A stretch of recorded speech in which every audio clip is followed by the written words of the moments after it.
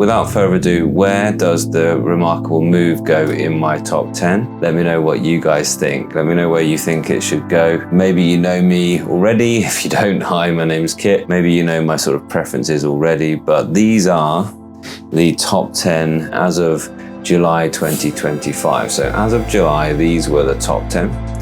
10th was the Scribe, then the Supernote Nomad. Great tablet there. You know, I often get asked, why is the Supernote Nomad so far down this list when in fact the Manta is the top of the list? Well, I think that should probably tell you a little bit about my feelings about size of e-ink tablets. And I prefer probably larger ones. And although these are kind of my list for everybody, what I think that most people will like, you know, I tend to aim towards, I tend to be a little bit biased towards the larger ones, but there is a place for a smaller e-ink tablet. Yes, there really is. The Remarkable Pro is next. So you see that's the only small one on this list currently, is actually the Supernote Nomad. So there's that. This is the interesting point. This is the only 7.8 inch device on this whole list, is the Supernote Nomad. Remarkable Pro is next. Then Viwoods AI Paper. That was quite a moment when the Viwoods overtook the AI Paper. Then the Tab Ultra C Pro, a previous absolute favorite of mine, still a great tablet. I still use the Tab Ultra C. It just is the device that is logged into all the things for that certain hat, so it's just ready to go. I still use it for one of the sort of meetings that I go to regularly. The Note Air 4C, great device. The Boox 10.3 was a winner, was a previous #1. Then the Note Max.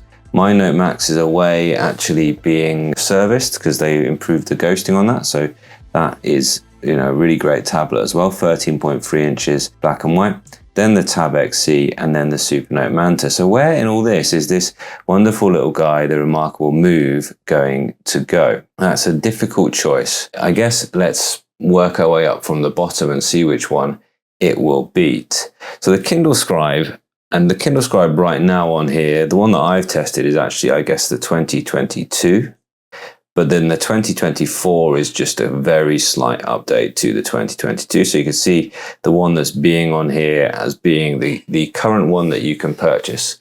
And the new Scribe, I will buy one. I will test out the color one. I asked you guys what you thought about that. I won't buy all the different variations, but I'll buy the color one and have a go at that. So maybe that one might be back, but certainly this Remarkable Move goes in ahead of the current Scribe that there is there. I've really enjoyed it. I've been using this guy at work. I've really been enjoying using it at work. It's good. There's a couple of things that I wanted to say about it. I've got my planner ready to go, and it'll be just along here, I guess. If I go to my recents, here's one of the planners. That's my current planner there. Just check there's no names coming up on there. No, it's just yeah, there you go. It's just my lessons in order. It's just simple as that, really. Don't need a lot of detail now in my planner, so it's just over there. It's just one lesson, you know, titles of this, what I'm doing, little notes, little calculations, little extra bits there. And actually, there was an interesting, because I've said, no, it doesn't fit in your pocket. Don't buy it to put in your pocket.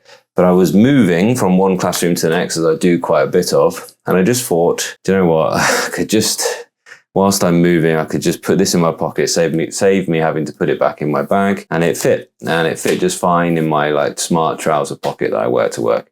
So actually it did its job there. And it's true, I wouldn't be rocking this all day in a pocket like a phone, sure, but it did the job of just going into a pocket just so I could move into the next classroom. And that's the kind of promise of it, is moving with it. So will it be the Supernote Nomad?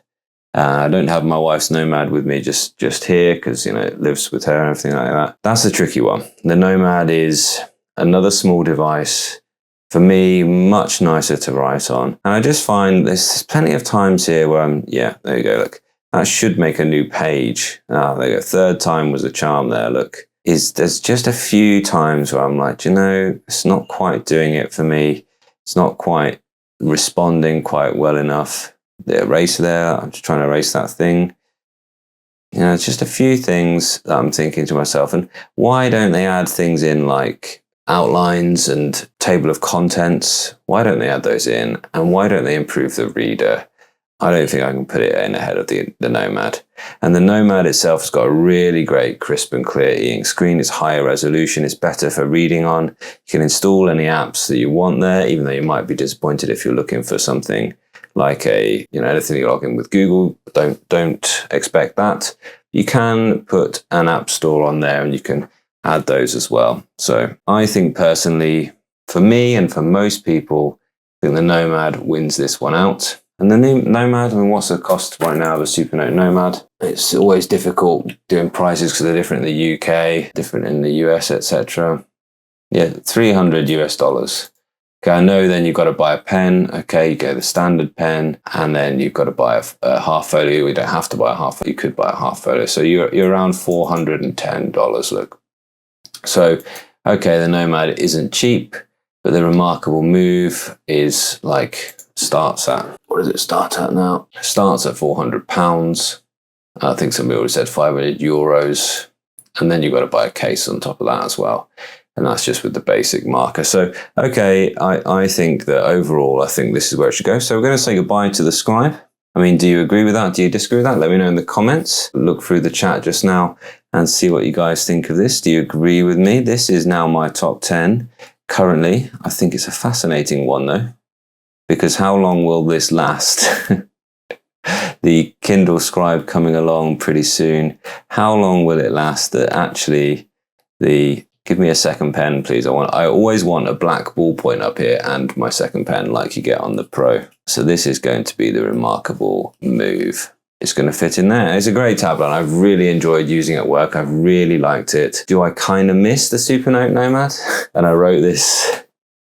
Yes, I have missed this, but the Remarkable is good. The Remarkable Move has been a good time. What I've missed about the Supernote Nomad, it's been my daily driver at work for such a long time. What I've missed is actually just the writing feel. But also, I so feel like it's just something that I'm just sort of enjoying writing, but it's the accuracy that gives me.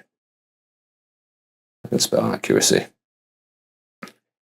Stuff like that, gesture erase. There's just so many things that just make me feel so at home on this. It's really, really good. So that is where the Remarkable Move is going to go. Any surprises at all? Isn't the 500 euros a bit overpriced? Yes, certainly that's been mentioned in all my content on this guy so far. Small and big devices should be in separate categories. People often buy both for different uses. Thanks, Jan. You've kind of predicted my next little section. So yeah, you're absolutely right. I kind of think that as well. I've been thinking about diversifying this way of categorizing them as well. I agree. And now I think you're maybe right. Maybe it's not. So I was thinking, do I put like the Go 7? Now they've got styluses in.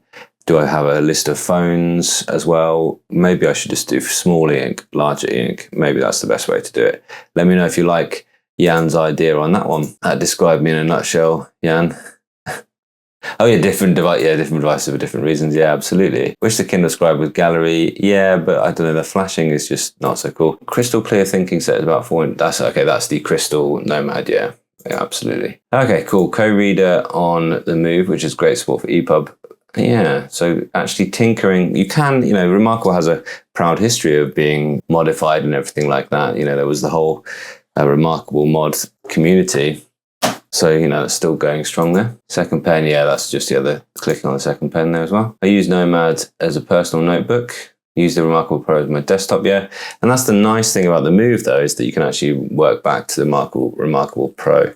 But yeah, I do agree that the Nomad is a great on-the-go one. Thanks so much, appreciate the thanks. Just bought Bigme B6 off Bigme site to pair with Bluetooth keyboard and tablet to type outside. My budget e-ink typewriter, yeah, I love that. I love that, I do love it. I mean, there's something lovely about an e-ink typewriter, so that sounds great. Good, keep me posted on how you're going, Progressive Mitch Uganda, okay? Would love to hear more from you. Thank you once again. The display is too dark. I think you were talking about the Manta. Yeah, you're right. For some reason, the Carter 1300 on the Manta, we've talked about quite a lot, is a bit darker than on the Viwoods for some reason.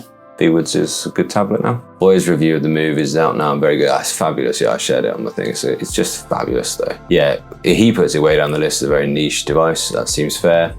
If they made a cheaper but more robust device, I would love that. I would love for the Remarkable 3 to just be a nice, as cheap as they can make it while still making a really good quality device, really. I think that would fit right in. And then they've got their Pro line in there. standard Remarkable separated. After analysis paralysis, I finally hit buy on a Nomad. However, Remarkable Move is still very appealing. The subscription and lack of integration puts me off. The magnet pen makes it very compact. Yes, it does. Yeah, the subscription is a thing. So like when you're grandfathered in, you don't have to think about that, but yeah, it is certainly a thing. Yeah, it is good. It is nice how compact it is. I've got the Remarkable Paper and Move. The Move now goes everywhere, along with my Palma 2 and my sling. Just love this lifestyle, yeah. Move is a note taker, not a journaling notebook. P2, Palma 2 has all my books and audiobooks. Love that. It just sounds lovely. Would you be tempted by the connected one? Would you be tempted by the one with the SIM? I'd be interested to know.